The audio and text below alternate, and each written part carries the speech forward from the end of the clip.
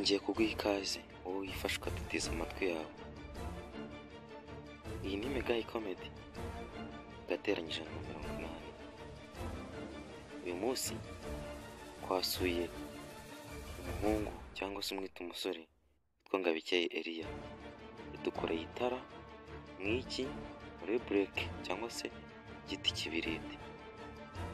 Isabwa wowe na subscribe kugira ngo ukomeze kudukurikira. Turebe iryo tara yarikoze ate. Guys, iyi ni Megayi Comedy. Twabazaniye agashya karenze. Iri ni itara. Okay? Umuremyi nguwo warikoze agiye kutwereka uko baricana. Welcome, tujye ahantu hari umwijima ubundi ucane turebe. Mbere ko itara rikora mwese murabibona, iri ni igi.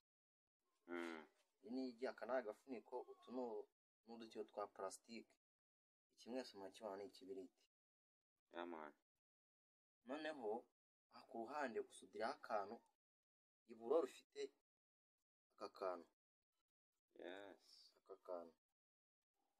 Noneho ku buryo uri bugakarege kakegera hasi ahantu umuntu akora acana ahangaha kugira ngo gatsindagire gaze izamuka.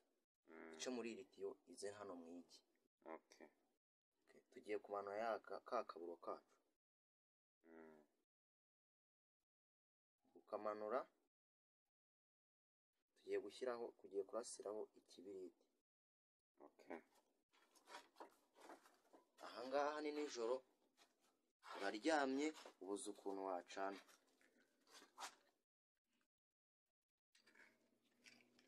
Cana turebe ko biri bikunde. Taramufasha.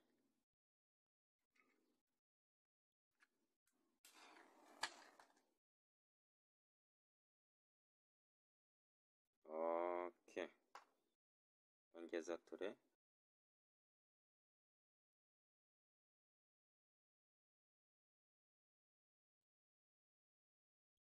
Yaman. Urabona itara rigenje ute?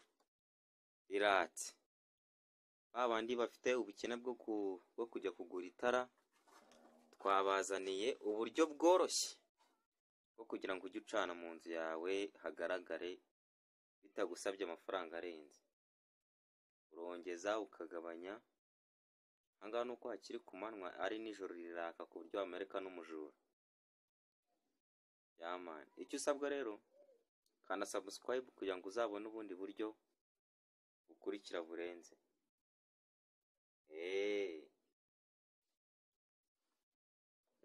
Ariko uranyemeje. Uracana rwose fresh. Dore light yayo. Ni ikibiriti byonyine.